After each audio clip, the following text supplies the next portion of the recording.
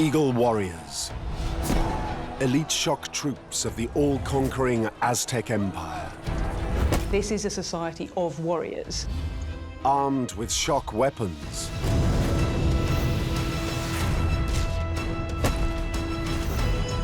Captives die on the sacred altar. They would literally pluck out your still pulsating heart. Now they face a new kind of enemy from Spain. They had never seen iron weapons. They had never seen horses. Two cultures that must clash. There are no rules. It's kill or be killed. It ends in a bloody battle that will become known as the Night of Tears. People trampling over other people. They're running for their lives. For the Eagle Warriors, it is their finest hour. This is certainly their largest military victory.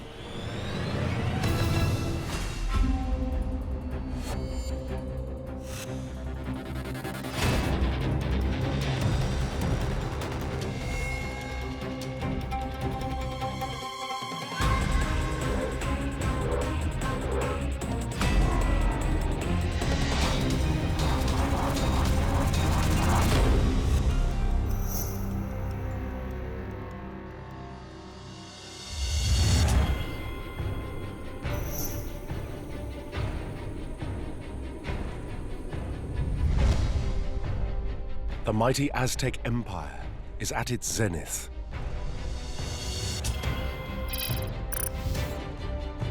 They came from the north. In less than 200 years, they ruthlessly conquer a wide swathe of Central America. The Aztecs have to be absolutely ruthless, and they have to use violence in ways which intimidate local societies. One by one, they knock out every nation that stands in their way. The Aztecs were great warriors who were very good at battle. An unflinching race, mobilized on a permanent war footing. It's not numbers with the Aztecs, it's skill, ferocity, aggression.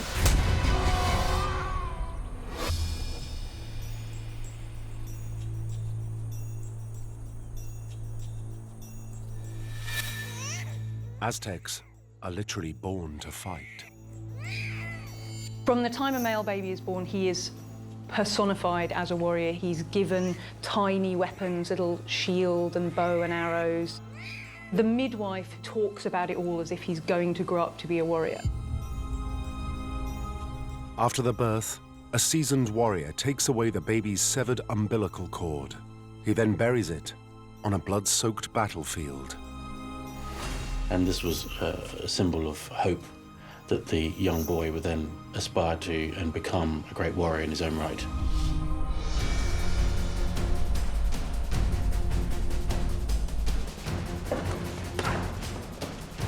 Military training starts early. From infancy, boys are enrolled at the House of the Youth. Aztec education was tough. Their whole point is to be better at this business than everybody else. That's it, that's all you do, military training. From the beginning to the end, it's a complete military monastic life.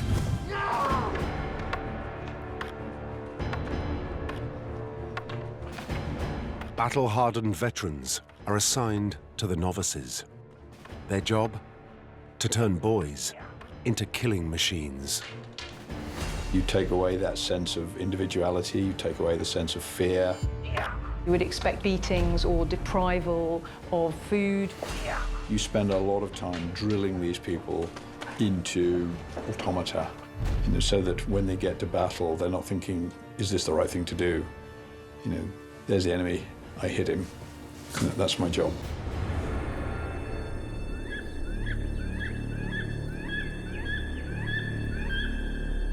The Aztec way of war is unique. They deploy their troops in a highly unusual way.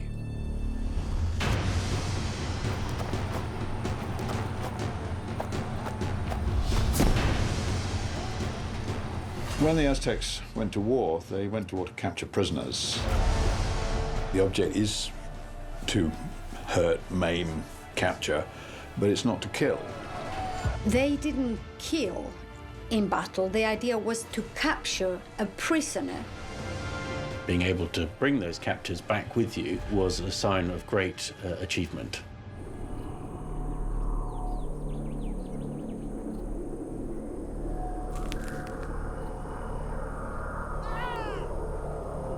The key is to break prisoners, but keep them alive.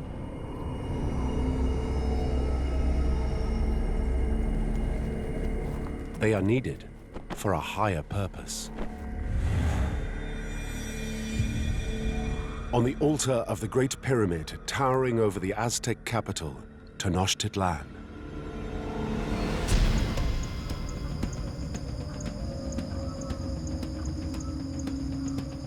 the captive would climb up the steps of the pyramid. He would be laid down across a sacrificial stone. His arms and legs held down by 4 priests so that he's stretched backwards and the chest is pulled outwards. And a 5th priest would come down with a large flint knife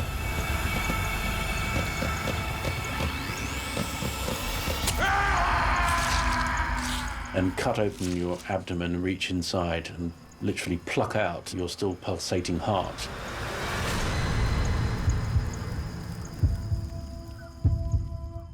And the body would then be thrown down temple steps.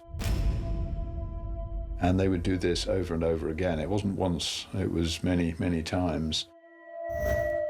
the ritual of human sacrifice terrifies other nations and intimidates them into submission. The scale of human sacrifice is truly astounding. And it's much debated, but some people think that up to 50,000 people were sacrificed every year. Carrying out over 130 sacrifices a day is killing on a truly industrial scale. But the Aztecs believe this mass slaughter is necessary. Their gods demand it. The idea is that the gods let blood in order to create humanity, and therefore humanity must let blood to sustain the gods and to keep the sun moving through the sky. Failure to feed the gods will have one certain outcome. In the Aztec cosmology, if you don't continue regular and extensive human blood sacrifice, the sun won't come up, the crops won't grow, and we're all going to die.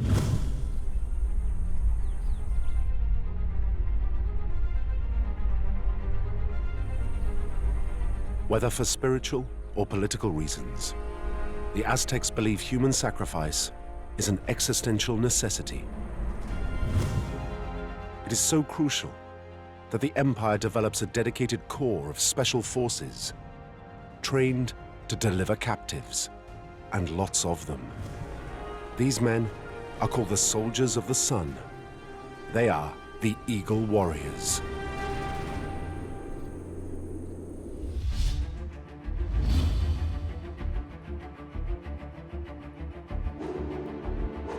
Eagle Warriors are the bravest and the best.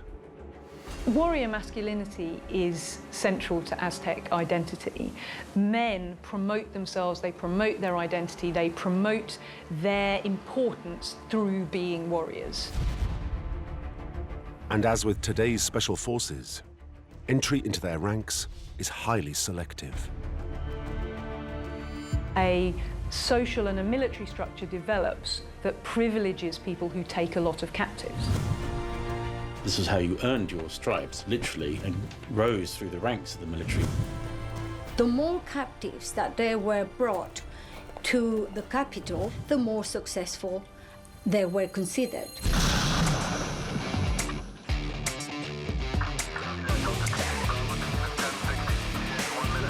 Today's modern armies all have their very own warrior elites. Units such as the Special Air Service, Navy SEALs, and Delta Force all train recruits not only to kill, but also to take the enemy alive.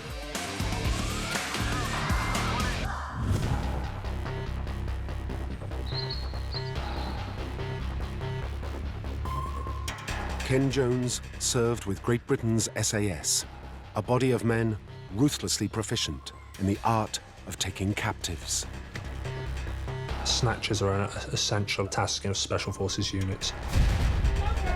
I mean, the blood sacrifices have been placed now by intelligence gathering because of the essential need for governments to secure high-value targets and extract information from them.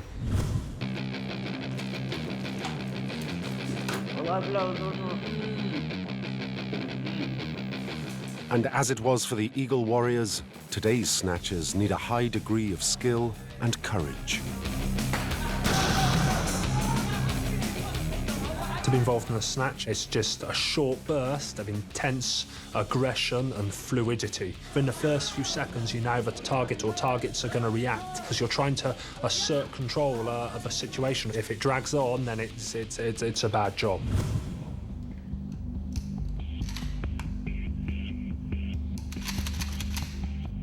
Eagle Warriors don't have the sophisticated weaponry available to today's special forces. But they are kitted out with a range of arms designed to not only kill, but also incapacitate, stun, and immobilize.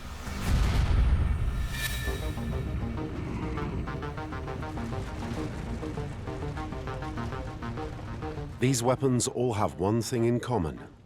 They are tipped with razor-sharp volcanic glass, found in abundance throughout the Valley of Mexico. It's called Obsidian. Obsidian can be harder than steel and much stronger in compression, but it's very, very brittle. So obviously you can't make a long sword out of it. So the Aztecs use an ingenious solution.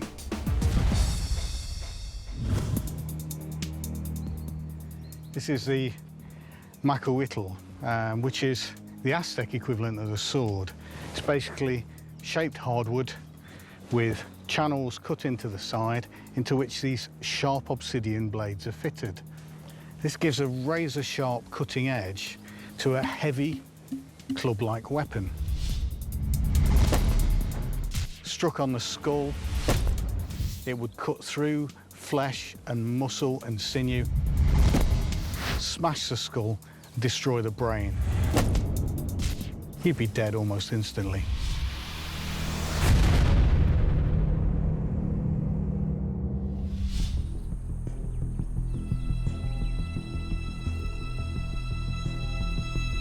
But to deliver victims for sacrifice, Eagle Warriors need weapons that don't just kill.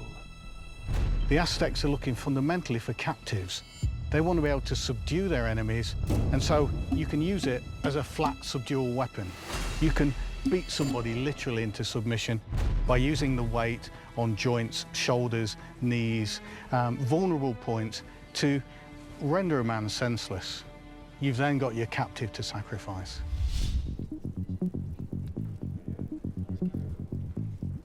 The Aztecs also use obsidian to make a wide range of dart and arrowheads. They are lightweight, hard, and incredibly sharp. But these are worthless without a means of delivery. And in this case, the Aztecs used one of the simplest and most primitive forms of delivery, and that's this, the atlatl, or dart thrower. It's basically just a long piece of wood. In this case, it's been selected from a branch for its curve, so it fits the hand. And then a slot and notch is cut in to take the dart. It's very simple physics. All the atlatl does is extend the length of your arm, and that doubles the force I impart to the dart.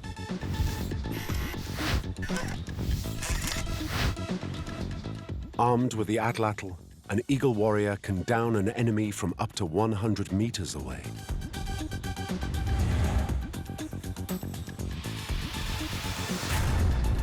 If they strike in the throat or the heart if you're unarmored, then they're going to kill.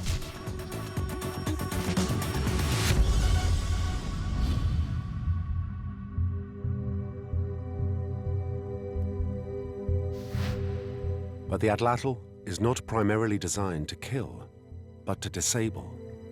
Their biggest effect is going to be to incapacitate and as a nuisance. In arms and legs, they're going to render the limbs useless. You can't run away, you can't fight back. You're injured, but you're not dead.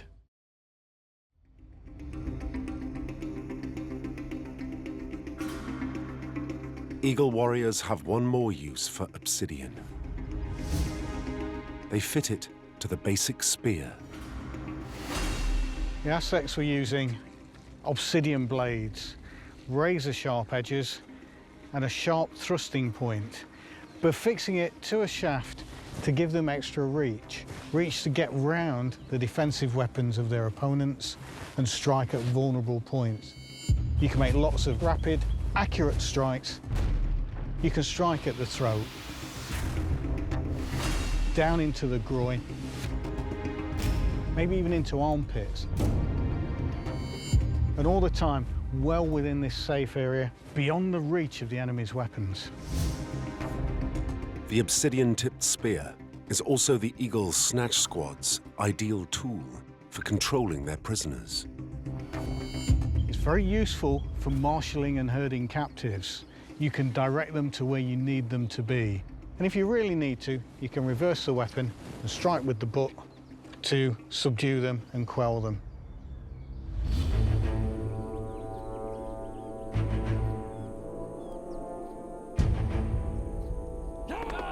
Armed with their extensive range of weaponry, the Eagle Warriors have come to dominate Central America. But soon, they will face a foe the like of which they can't even imagine.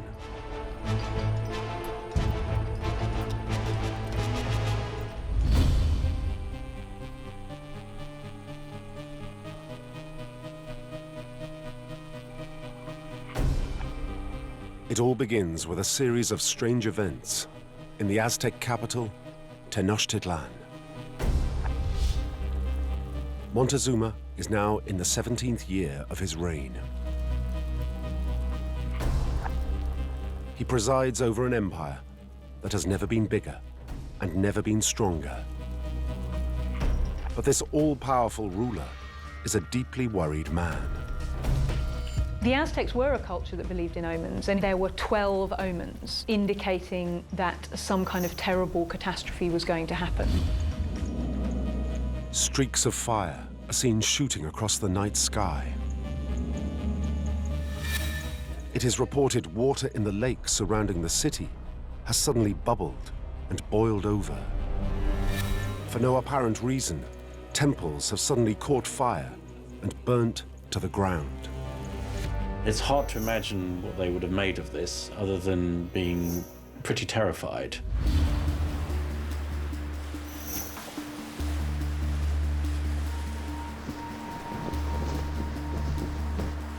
Then Montezuma receives disturbing reports from the very edge of his empire.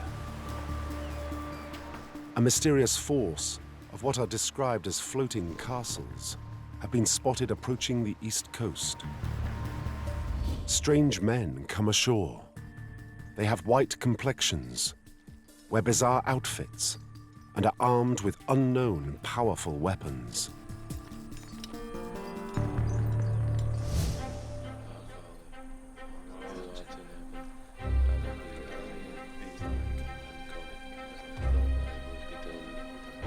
Hernán Cortés and his small band of conquistadors land on the mainland of America on Good Friday, 1519.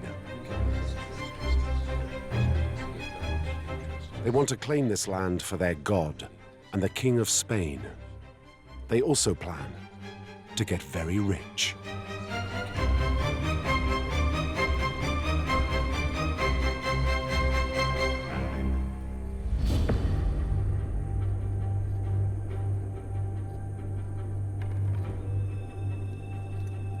But the Spanish are being tracked.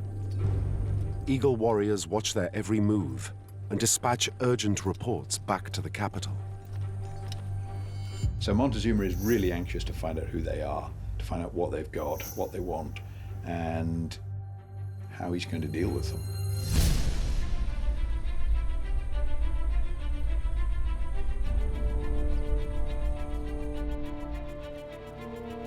the emperor assembles his full war council to work out a plan of action.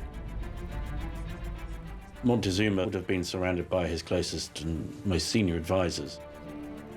Many of the senior councils were comprised of senior military figures, so Eagle Warriors would almost certainly have been part of those councils.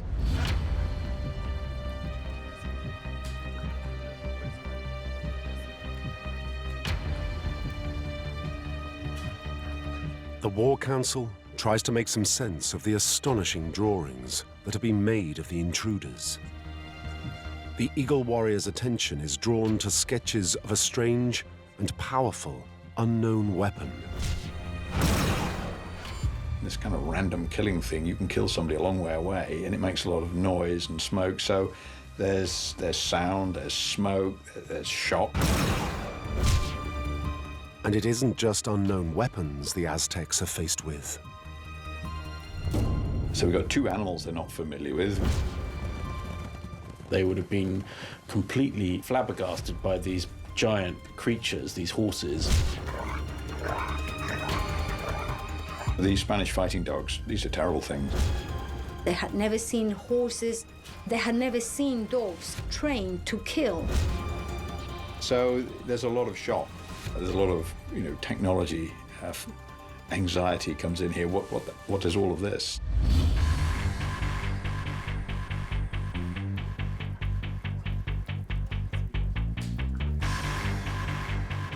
But Montezuma's younger brother, Cuitlahuac, isn't a man easily rattled.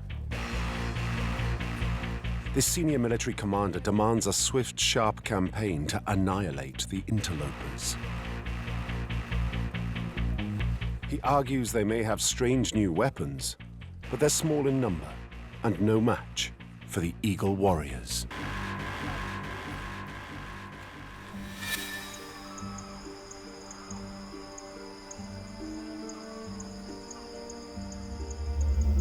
But the Aztec world is dominated by religion. As the ultimate theological leader, Montezuma is determined to find a spiritual explanation for the arrival of this strange force. And it's the Spanish helmet his spies have acquired that catches his attention. Some reports suggest he sees a resemblance to the headdress of the god Quetzalcoatl. I think when Montezuma is processing this information, he's going to take a religious slant on this. As far as he's concerned, this is a portent from heaven. Other accounts claim Montezuma sees connections with Quetzalcoatl, a white-faced god who vanished across the sea to the east. Prophecies state if Quetzalcoatl returns in Aztec Year 1 read, he will strike at kings.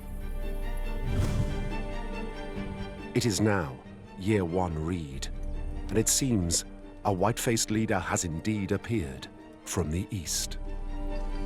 Is it the return of one of the gods? Is Cortés one of the ancient Mexican gods? What is going on here? Why are these strange people landing on my coast? Where is this going to end? Montezuma overrules Cuitlahuac and the warriors. He decides violence is the wrong strategy to keep this unknown force out of his capital.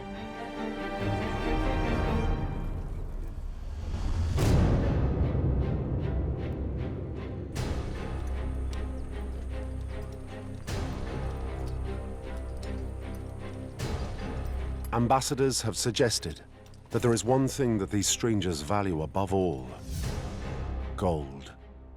And so Montezuma makes the decision to buy them off.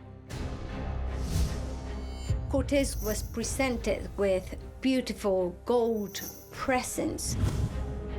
It's the last thing Montezuma should have done. They thought, well, this is interesting. We're onto a good thing here. We want more of this. The Spanish just keep coming, heading straight for the Aztec capital. The more Montezuma promises them, the more they understand must be there. If he can give us all of this, what else has he got? That's how he ends up with Cortés on his doorstep.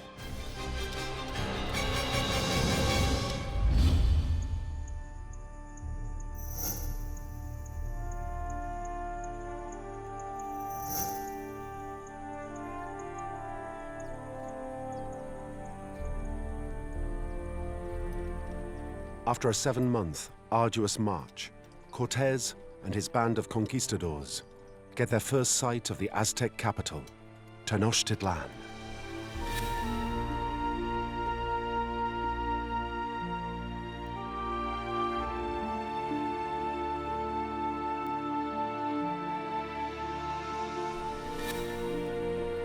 They have never seen anything like it. It's only when they get to Tenochtitlan they can see the sheer scale of what the Aztecs have. The conquistadors were absolutely impressed with the beauty of the city of Tenochtitlan. A city surrounded by buildings built on a lake with overlooking volcanoes, covered with snow. The awestruck Spaniards make their way across the causeway separating the capital from the mainland. It is almost certainly the largest city any of them have ever seen, perhaps 250,000 people. A city bigger and better than those of Seville and Granada.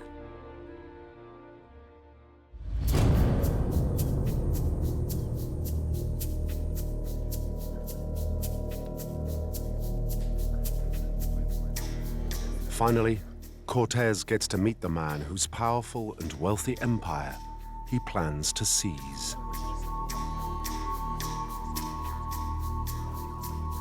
Spanish accounts state there was now an exchange of gifts with Montezuma.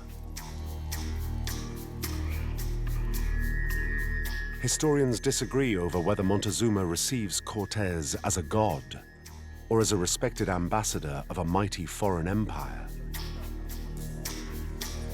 However, there is no doubting that the emperor now rolls out the red carpet for the conquistadors. Moctezuma was giving the best he could offer to Cortés and to his soldiers. He offered the palace of Axayacatl. The Spaniards were very welcomed by the Mexican king.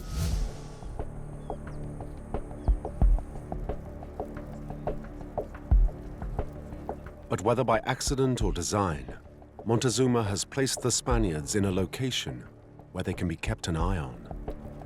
They will be lodged close to the headquarters of the Eagle Warriors. Where Cortés was staying, which was in a former ruler's palace, is very near to the Eagle precinct. In all likelihood, he would have been aware of the Eagle Warriors simply because they were some of the most prominent figures in society.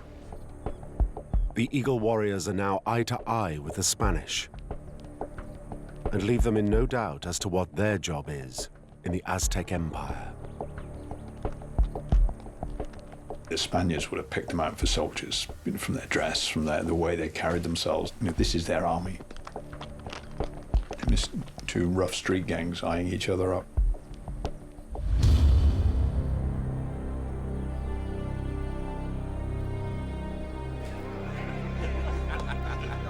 But the Eagle Warriors are mystified by the behavior of the Spanish soldiers in their midst. They appear more interested in grabbing gold than posing any real military threat.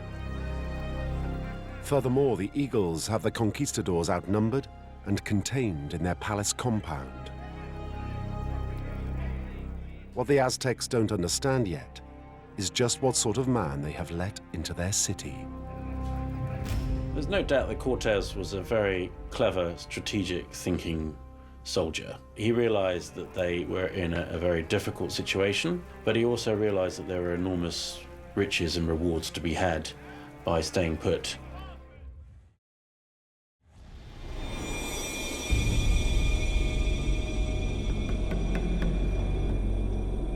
There is now a period of uneasy peace between the Eagle Warriors and the Spaniards. But it was never likely to last, and is shattered when Cortés receives an urgent dispatch from the coast. 7 of the conquistadors' comrades in arms have been attacked and killed, and they have died the Aztec way. The Spaniards were taken captive, bound, and forced up to the altar. Once there, their hearts were ripped out.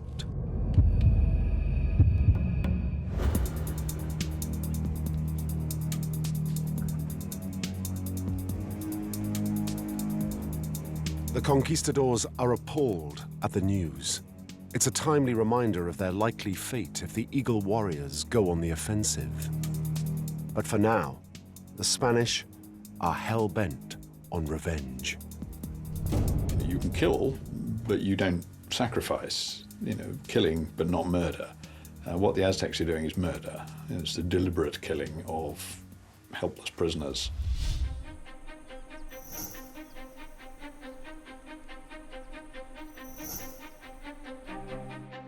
But the canny Cortés channels his men's anger in a clever way.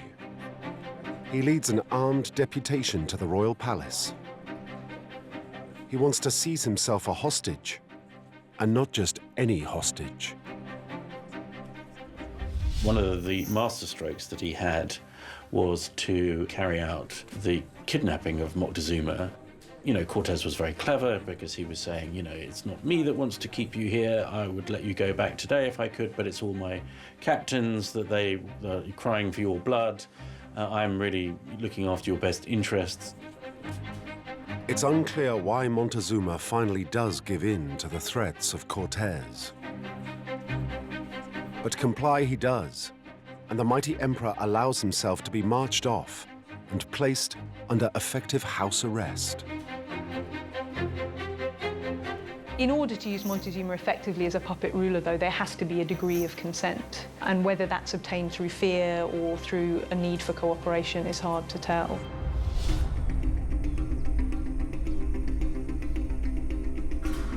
Whichever the case, the kidnapping of Montezuma opens up an unprecedented crisis for the intensely hierarchical Aztec Empire.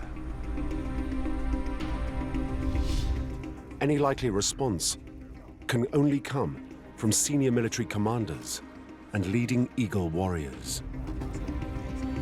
It's possible, of course, that there was actually quite a lot of dissent amongst people like the warrior leaders. You can't imagine these great, brave, military figures standing round and allowing the Spanish to obviously dominate. No doubt there was debate behind the scenes as to how to deal with this. The obvious rallying point for the dissenting warriors is Montezuma's brother, Cuitlahuac, the man who has opposed the Spanish from day one. But in the Aztec Empire, there is no precedent for going against the wishes of an emperor. He was a commander of the army, he was the highest ranking individual in the state, he was a demigod, and so if he said he was happy to go along with it, which apparently he did, there wasn't very much anyone else could do.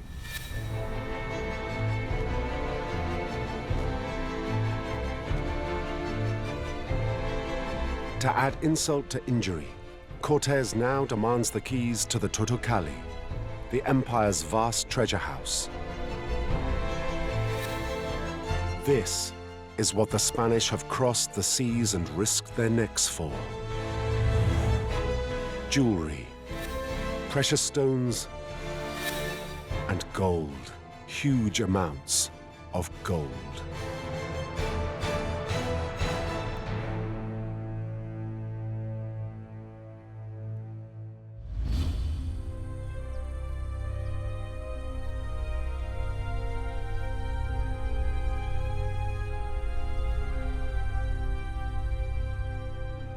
With Montezuma's consent, Cortés now controls the city and effectively nullifies the Eagle Warriors. But then his delicate diplomatic balancing act, suddenly all comes crashing down.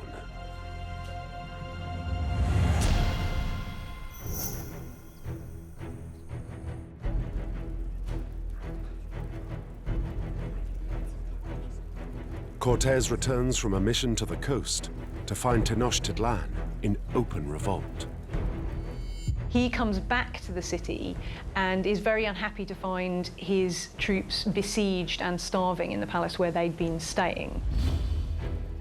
Cortés had left the city in a state of uneasy peace, but now returns to bloody mayhem. Alvarado, who he'd left in charge, is a rather blunt instrument, to put it mildly, and he obviously has instigated an outright battle where Cortés hadn't wanted one. Alvarado has led a massacre of up to 1,000 high-ranking Aztecs, including senior Eagle Warriors, at a religious festival in the main temple. In the middle of this festival, he decided to attack and massacre the participants, which caused huge consternation and disquiet in the city, as you can imagine.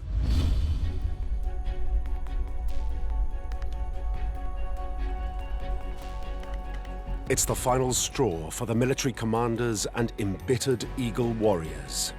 Finally, they decide this is the time to fight back. High-ranking individuals have decided that Montezuma is a lost cause. His authority is being undercut, his role as a representative of the gods is being undercut. Well, they decided that they would just give up on him. They replace him even though he's still alive, and that's almost unheard of. For the Eagle Warriors, there is only one contender for the top job, the hero of countless wars, Cuitlawak.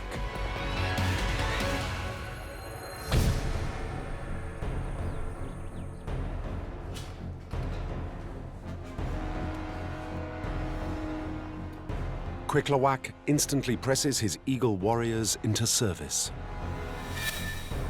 And they have the Spanish just where they want them, holed up and surrounded in their palace, located in the center of the city. The Spanish are trapped in the palace. They're running out of all the things they need. I don't think we can have any doubt that the Spanish are absolutely in fear of their lives. Part of that was the realization that they were up against a very slick fighting machine.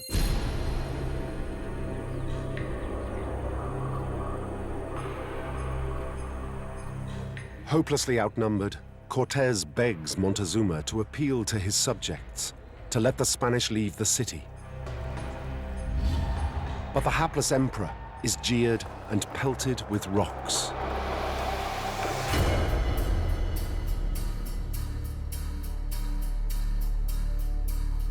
Montezuma is mortally wounded. Cortés now has a grim choice to make.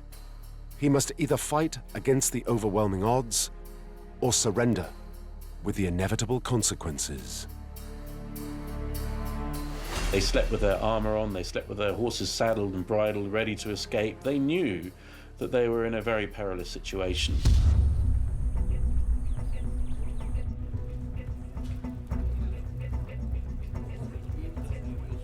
Cuitlawak now summons his top warriors to a secret briefing. He reveals his strategy for annihilating the invaders. They will starve the conquistadors out into the open, where they will have to stand and fight. If they choose to make a run for it, the warriors will be ready. Part of their strategy is to make the exit from the city as complicated and as difficult as they can. The city is surrounded by a wide lake. The only way out is across one of the 5 causeways connecting Tenochtitlan with the mainland. The Spanish are besieged in their palace, just off the central temple precinct. The most direct way out of the city is to head west for the Tacuba Causeway and use it to retreat to the mainland. But Cuitlawak has a surefire way of cutting off the escape route and ensnaring them in the city. They remove a lot of the bridges that allowed people to cross over the causeways and the canals. They would have worked out that this was going to be a very dangerous place to get trapped in. And if the Spanish do manage to make it as far as the breached causeway, the Eagle Warriors will be ready to go in for the kill. That's when they see it's their moment to pick off the retreating troops. It's a lot easier to kill people if you're knocking them into the water. It's an obvious place for an ambush.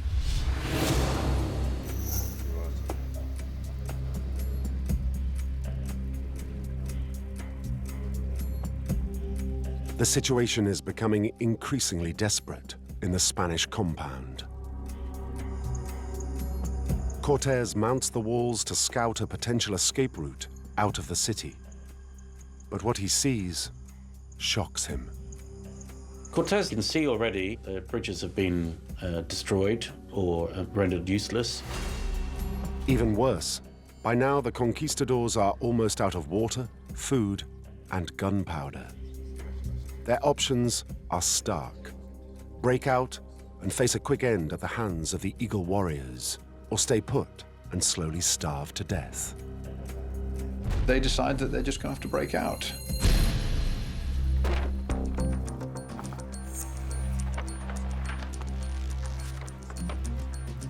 Cortés may be trapped, but this Spaniard is not going down without a fight.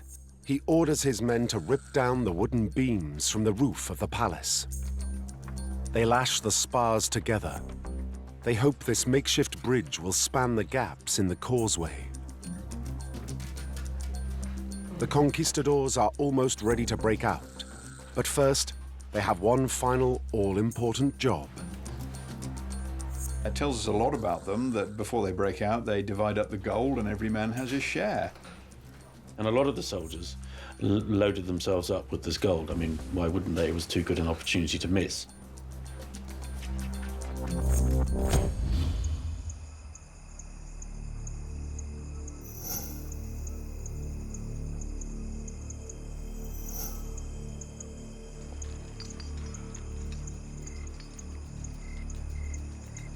Midnight. The Spanish pull out.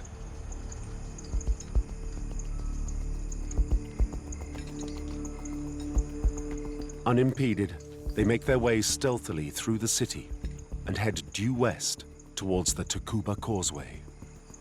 They start to escape at night. This is a city with very regular, very straight streets. It wouldn't be terribly difficult to find your way to the causeway from the central precinct. It all seems to be going well for the Spanish. They reach the lakeside, and then...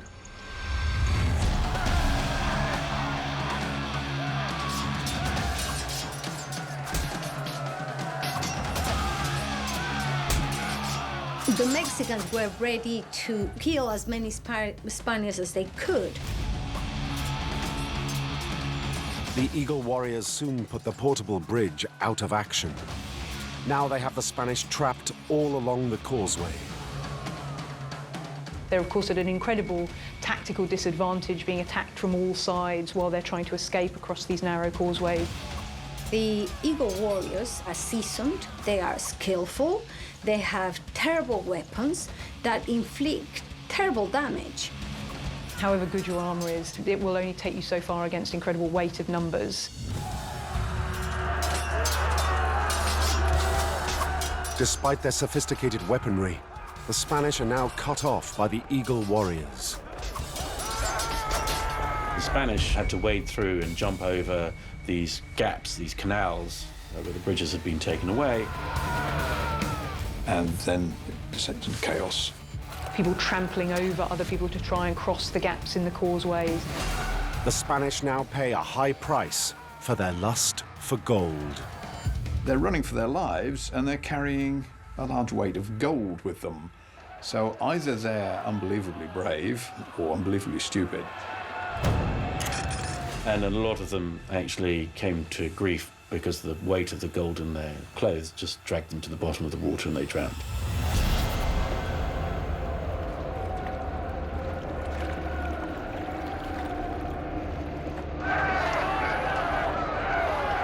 Cortés and a few of his men escape, but many stragglers are rounded up, bound and bundled away by the Eagle Warriors.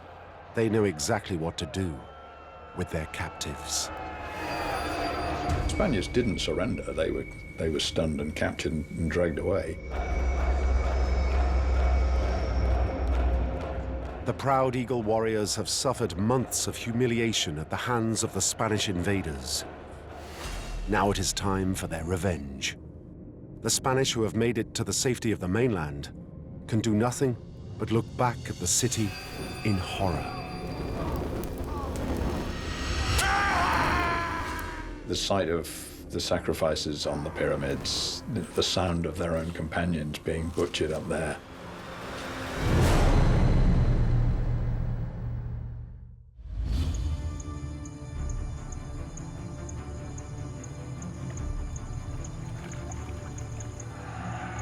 The Eagle Warriors have wiped out most of the army of Cortés and retrieved the bulk of the looted treasure. Legend has it that as he looks back over the killing ground, Cortés weeps. The Spanish call it La Noche Triste, the Night of Tears. But for the Eagle Warriors, this is their finest hour.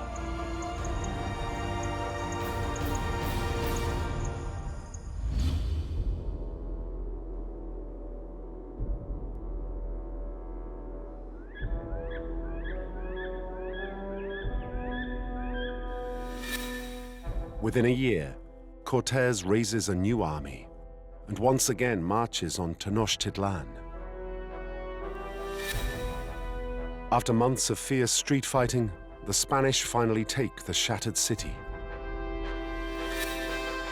The Eagle Warriors are not defeated by cold Spanish steel, but by virulent European diseases. Thousands of Eagle Warriors and millions of Aztecs succumb to smallpox and are wiped out.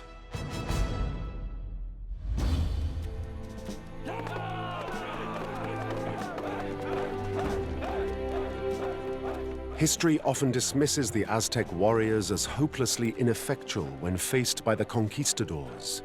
However, it is clear that on La Noche Triste, the Eagle Warriors routed the Spanish, then the most powerful nation in Europe. During the period of the Spanish conquest, this is certainly their largest military victory. I don't think there's any doubt that the expulsion of the Spanish from the city following the events of the Noche Triste was a major victory for the Aztecs. The Noche Triste was I think, a tactical victory for the Aztecs. They defeated the Spaniards, but the Spaniards got away. If they'd killed them all, it might have been different.